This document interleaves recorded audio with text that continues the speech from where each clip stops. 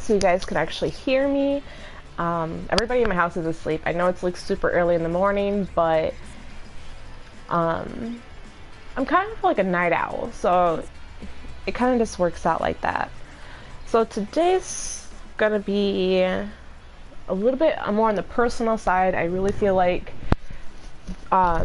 when I talk about these things, sometimes it really helps people out. I've met a lot of other people who have gone through a lot of hardships, and when they finally realize what happened to me and how I am now, they're very shocked because I have a lot of empathy and I'm very kind to people, but at the same time, it's like I really don't want people disrespect me at the same time. So it's not like I'm just like, run me over kind of type, but I do care a lot about people and their feelings. Um, as the title says, I am a child abuse survivor, not sexual. I was more physically abused and verbally, but the physical was way worse. Growing up, I would say it's probably started when I was potty training, and it was from my father, and it was something that it's just the way he had always been since he was a kid. I mean, he's was just that type, and some people are just like that. Sometimes it's caused by a substance, sometimes it's caused by something going on in their lives, and sometimes people are just like that, and it's horrible, but at the same time, it's just life. I mean, a lot of people are like, oh, boo-hoo or whatever. It's not a pity party thing. I accept everything that happened to me. Like, you can't change the past. You can only change who you are and make yourself a better person and not let your past affect who you are in the future. So it's important to not let those demons try to affect you in the future. But basically, I was abused for 14 years of my life. I'm only about to turn 26, so it's even now it seems like it was pretty recent, but at the same time it's not. But yeah, it started when I was potty training and progressively got worse as I got older. It was especially during like I would say like second grade is when it got to be really bad. I wasn't allowed to count with my hands like most kids when they learn how to count. I wasn't allowed to misspell. So I ended up developing an OCD of being perfect, which I still have today. I'm really hard on myself if I am not perfect consistently. But at the same time, I don't think that it really affects me negatively. I actually take that and I've made it into something positive where, let's say, my art, for instance. My art is usually spot on. I'm very good with my typing. My math is amazing, all because of that OCD of being perfect. I would say when it got to its maximum worst was when I was in middle school. Yeah, it was probably about middle school. I think the beginning. I don't know. But anyway, so when I was in middle school, if I did, let's say, when you are abused from a young age, growing up to being an adult, like getting older, you start to not want to tolerate those kind of things anymore. It's as you grow older, it's like it gets old, so you start to act out, and that's the reason why a lot of people you see when they're like, when you hear people getting abused or whatever, they grow up to be like thugs or criminals or something, and it's because they're acting out those aggressions, which is normal. So I used to fight a lot. I mean, a lot in school. But I grew up to get out of that. I don't like fighting at all now. I only have to fight if it's like my life is on the line or something. It's not who I am. So, I got into a fight with some kids at school because I was being bullied. I'm really tall, especially for the age I was. Hello, batter.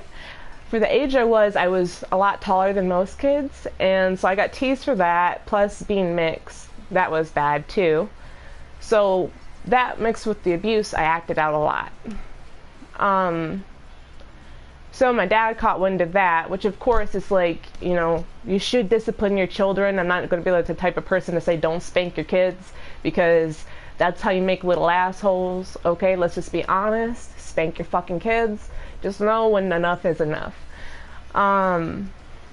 So I was picked up by my dad, and when I tell you that I literally know the feeling of being beat like a slave, it is crazy. I'm actually one of the worst child abuse cases in my county besides being dead. So my dad would literally beat me to the point, to the point where I counted up to 57, and that's how high my pain tolerance is. I can actually count very high. But he beat me past 57. And it got to the point where this leg, you can't even see it anymore, but there's still some discoloring parts. This was actually had no skin on it. It was gone. And what was there looked like apple welts. And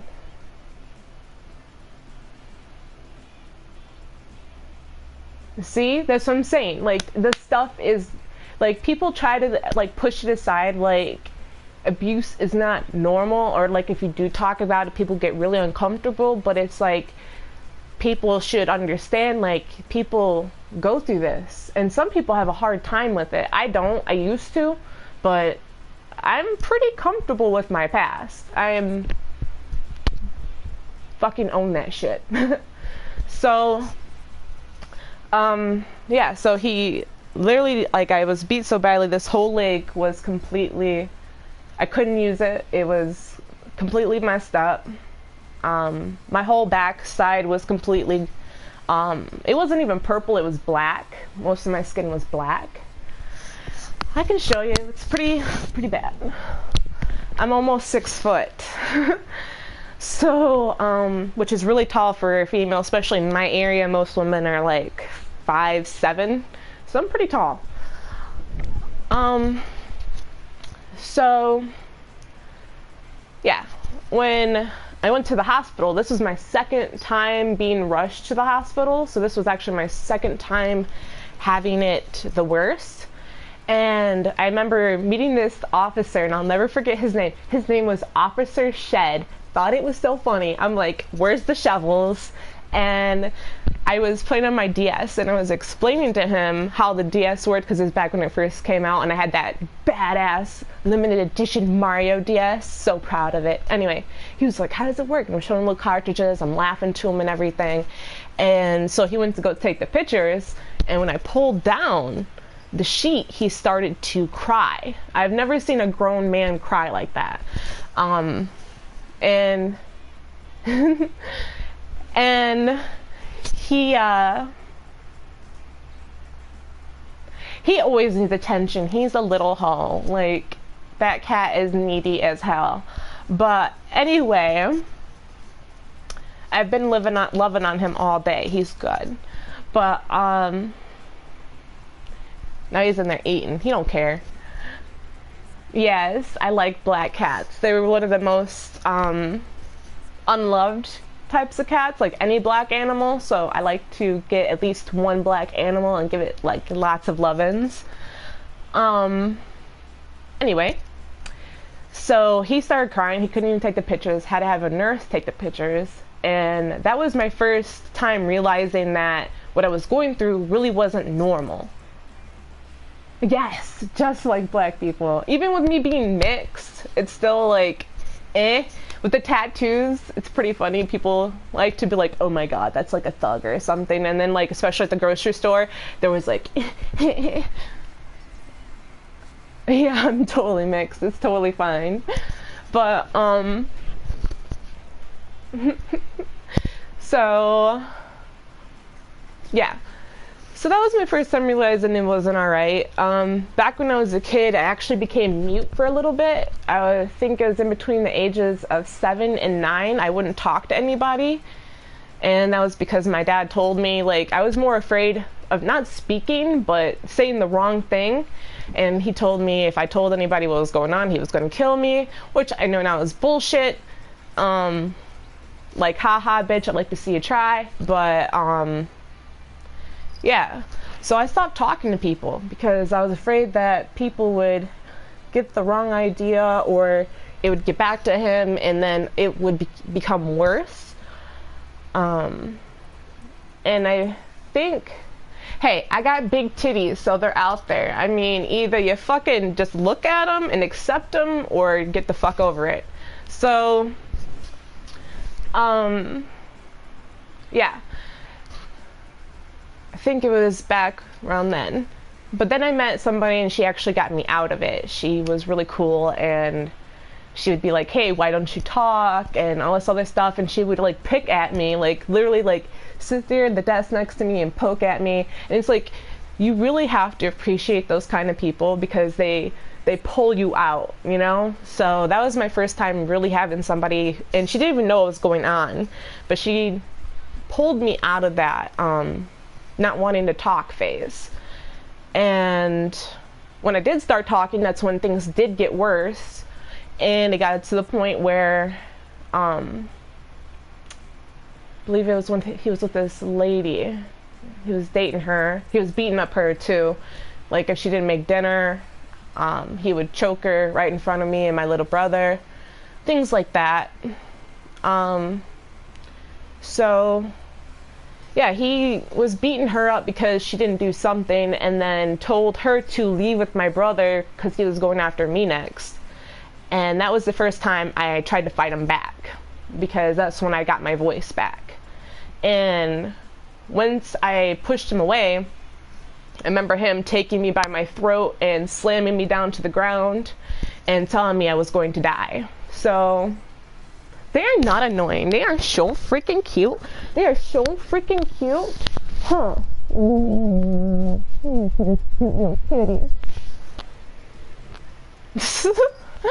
So anyway,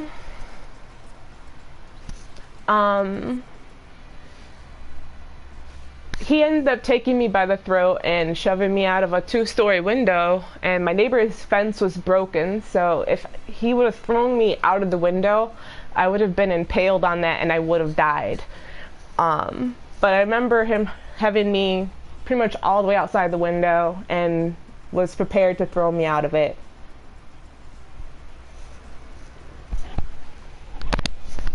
It is extremely real, yes. It's my life. So, yeah. I got partially thrown out the window. He had me by my legs. And I don't need to be taken care of. I am perfectly fine on my own. I'm actually pretty badass. Like, people don't understand that. I came up with the saying as a child that pressure makes diamonds, and it is extremely true. Either you crumble and you fall, or all that pressure forms you into something hard and indestructible, and that's me.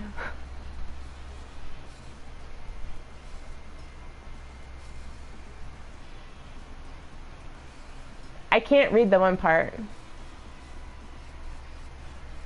There's some more of my skin. There you go. So, yeah. Basically, I turn into a badass. I'm alright. I don't need nobody to look after me. So, yeah. I've met a lot of people too. Like, it's crazy the amount of people, and a lot of them are women. I feel like men don't like to talk about it as much because you're supposed to be so masculine and everything, but it's so freaking common that it's scary that nobody has the balls to talk about it. And I mean, like, I understand it's hard. It is something hard to talk about, but it's something that people have to go and be at peace with. Yes, a pure fucking diamond. You fucking either grow and become strong or you fucking crumble, and there is no in between. But I can say that my past has helped me out a lot in the future. I'm not saying like boo-hoo me, I need somebody, please help me. I'm not that type of person. I do not need people to pat me on the back or hold me up or a shoulder to lean on. I don't need any of that, because, you know, this is who I am. If it wasn't for the past, I wouldn't be who I am today. So oh jeez.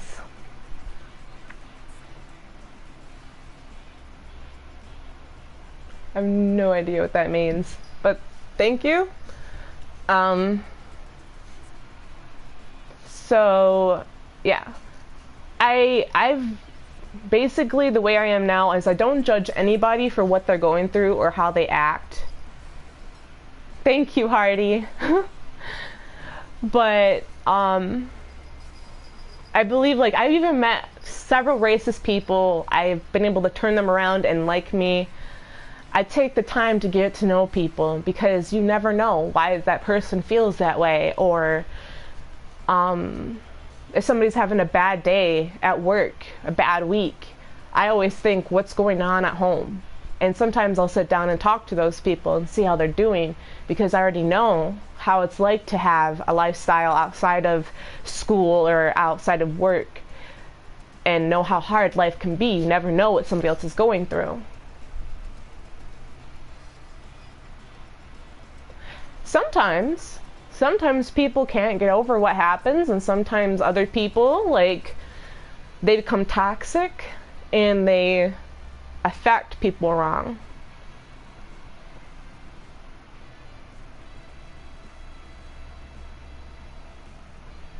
Hey 420, respect the name. But yeah, I really think that people should be more open-minded. They should understand, like, just because you went through something does not mean that you're damaged and broken. It can mean that you became just as strong because of it.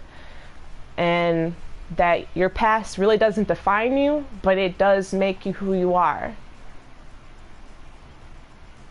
Thanks. But yeah, I try to be cool, I try to be understanding, and I've always been an ear for people. And it's kind of weird, because it's like, especially if I start working with people, anytime I have like a new job or anything, I never sit there and I'm not like, tell me your business or anything. It just seems like people can just sense that I have a good heart and that I'll listen. I'm not the type of person who goes running off and telling other people their biz, even after if I get mistreated or anything. I don't do that. It's like the way I am with people is just how I am. Yes, it really is.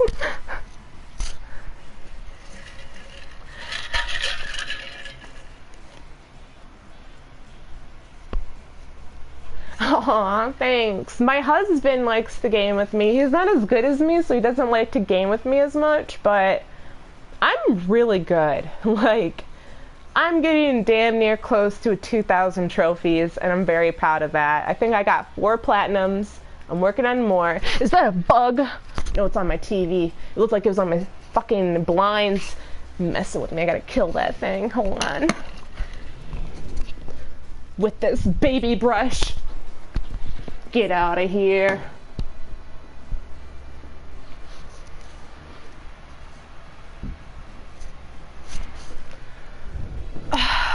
You want to do some Fortnite? Lederhosen, I'm gonna take you down, Lederhosen. You don't want none of this. You don't want none of this, okay?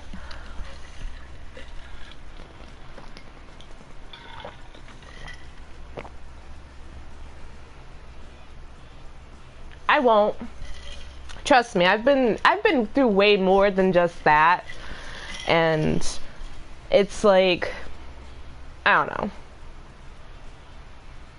I feel like I will never be one of those types of people that's going to bring people down. I'm always building people up, and I build myself up, because it's like, really, you can't expect other people to be there for you.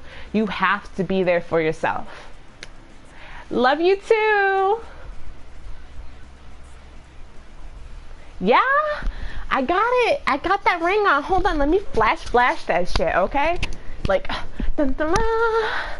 Oh yeah, it's got diamonds and emeralds in it.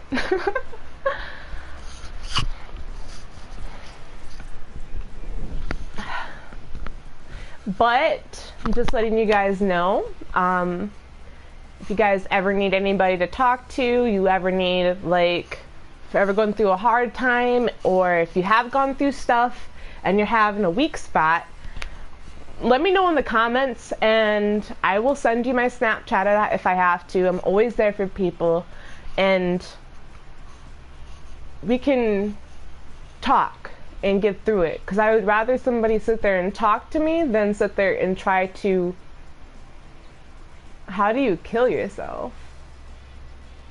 Lederhosen, that is not a thing. Do not make me trace your IP address, because I am freaking smart, and I will go to your house and I'm gonna slap you, Lederhosen. Alright? He's like 13. Thank you. I'm actually gonna be making a video soon about all of my tattoos. So, if you want to hear about that, just subscribe and hit the little notification button, and that should be up soon. I'm gonna have to have my husband help me with that, because I got a lot. So many. Yes, they do. I actually I'm wanting to get some green contacts, like, really bad. I actually have a thing, I call myself Jinx. I have really bad luck. So it's like, with anything that happens in my life, I like to own it. So I'm like, like, just recently we had to pay like $3,000 to get our electrical system upgraded, because our house would have went on fire, and then that same weekend a tree fell on our house and the wind wasn't even blowing. I'm like, what are the odds? And it, like, fell right above our bedroom, whatever, like, right above our bed, and we were in the bed. So even the tree dude said, like, we were, like, this close to dying, which is really crazy. I'm like, whoa, babe, we have, like, the worst, best luck ever.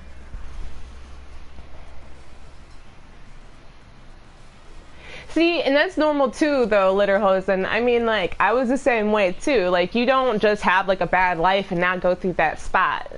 And that's what I'm saying. Like, everybody gets to that point at some time or another.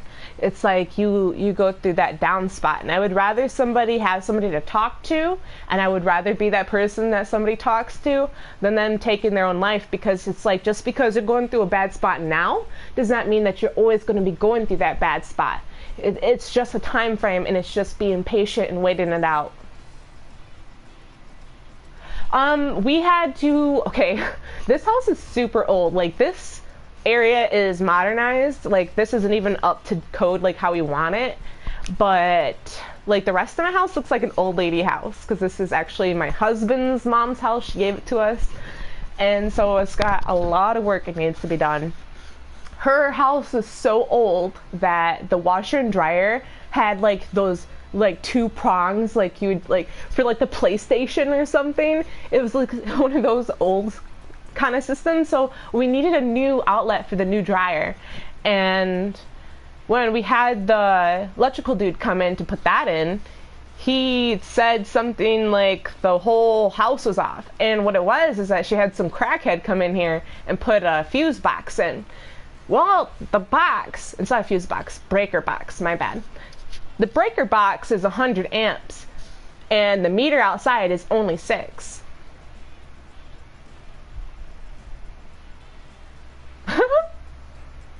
So that's basically how we knew that the whole house was gonna explode. I'm from Michigan. You know, we got bad water, bad people. And good booze. Oh, and we make Kellogg's cereal.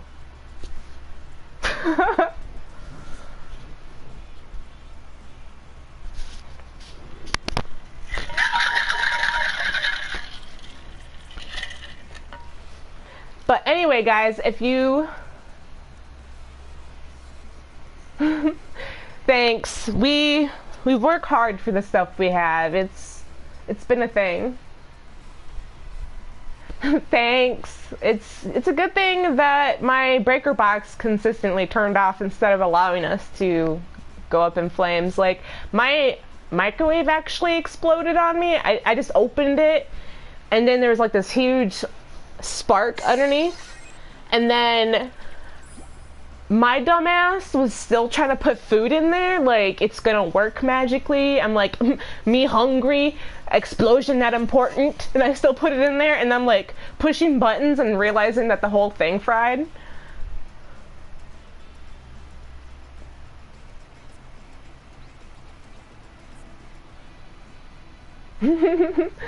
That's good that you guys have good water.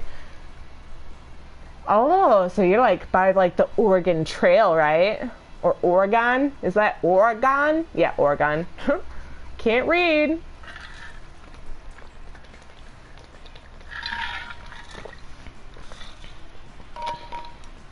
Yeah, I live in like, I don't remember what number we are on the list of dangerous cities, but I know that we're in the top 100 for sure. Michigan alone has probably like 10 cities on the top most dangerous cities in America. So that's where I'm at.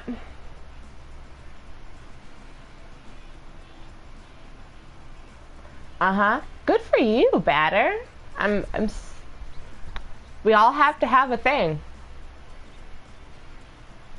But thank you guys for watching. My next video will be about my tattoos. That one will probably be off my phone since it's going to be way easier to capture everything and have it full detail.